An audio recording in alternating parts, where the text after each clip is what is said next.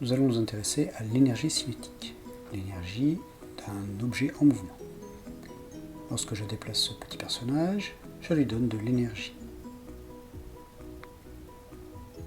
Lorsque le chariot déplace ce personnage, il donne de l'énergie.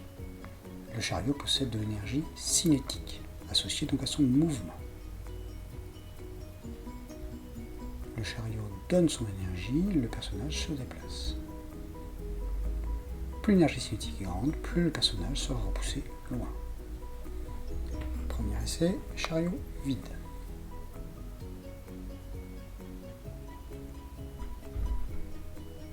Le personnage est repoussé jusqu'à environ 37-38 cm.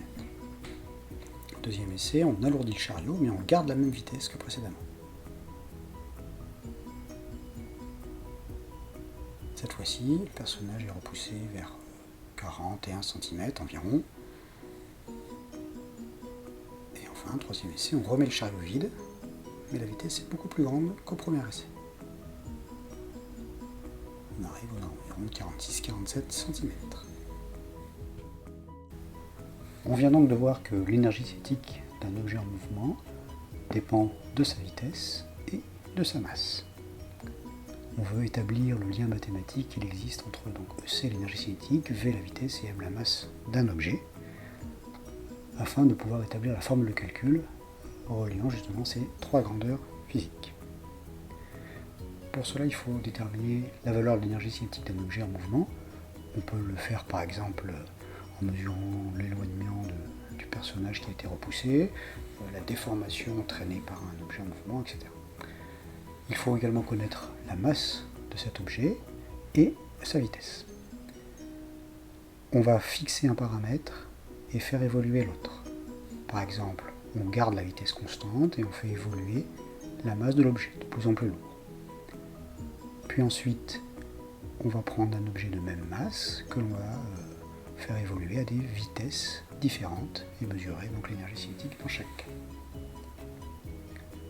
On obtient ces deux séries de mesures, une à vitesse constante, l'autre à masse constante, et à partir de là, on va pouvoir tracer les graphiques, notamment celui de l'évolution de l'énergie cinétique en fonction de l'évolution de la masse.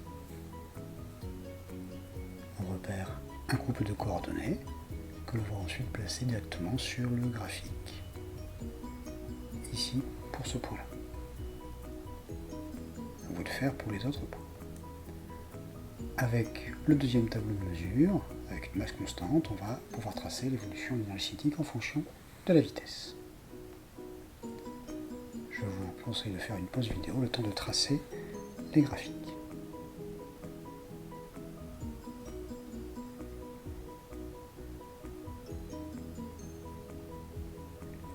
Voilà.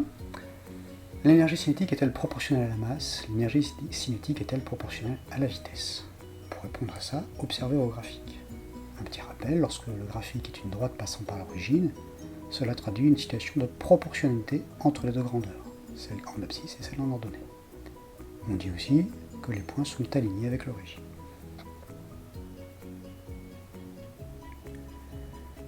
On voit que dans un cas, la situation de proportionnalité n'est pas vérifiée. Il faut à ce moment-là faire évoluer l'influence d'une grandeur sur l'énergie cinétique. Notamment ici, pour la vitesse, nous allons élever la vitesse au carré. Il existe d'autres possibilités, on peut par exemple faire l'inverse de la vitesse, diviser par la vitesse, on peut faire tout un tas d'autres choses, mais là nous allons l'élever au carré. Donc, je vous invite à compléter le reste du tableau, puis après à tracer le graphique de l'évolution de l'énergie cinétique en fonction du carré de la vitesse. Vous pourrez alors répondre à la question: l'énergie cinétique est-elle proportionnelle au carré de la vitesse? Et enfin, vous pourrez, à partir de toutes ces relations de proportionnalité établies, trouver quelle formule permet de calculer l'énergie cinétique à partir de la masse et de la vitesse.